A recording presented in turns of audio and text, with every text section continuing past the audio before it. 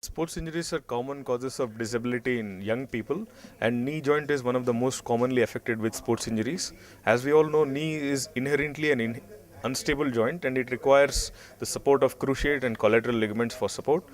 for stability. And it also has got two menisci, the inner one called as medial meniscus and the outer one called as lateral meniscus for shock absorbing properties. Patients, because of twisting injury to the knee, either related to sports or because of road traffic accidents or for incidental falls or trip from stairs, can sustain anterior cruciate ligament injuries in isolation or in conjunction with meniscal injuries or other ligament injuries. 85 to 90% of these patients can be managed with rehabilitation and strengthening of the muscles in the front and back of the knee, namely the quadriceps and hamstring. But when they are associated with other ligament injuries or meniscal injuries, or the knee fails to stabilize after 3 months of intense rigorous physiotherapy, some of these patients, typically 10 to 15% of them, present with symptoms of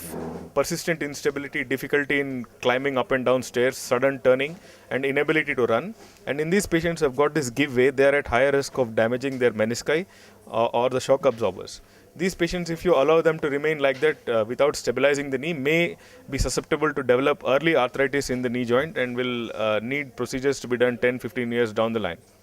The standard procedure in the managing of these patients is single bundle anterocruciate ligament reconstruction, which is done using their own autograft from the hamstring tendon or the patellar tendon, where the ligament is reconstructed using tunnels in the tibia as well as the femur.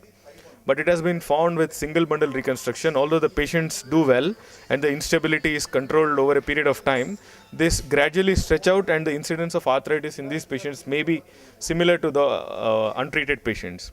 The new technique of double bundle ACL reconstruction tries to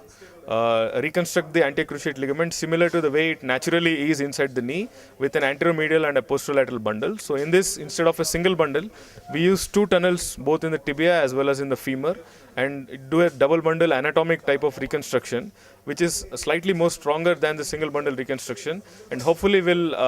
prevent osteoarthritis in these patients by not stretching out over a period of time.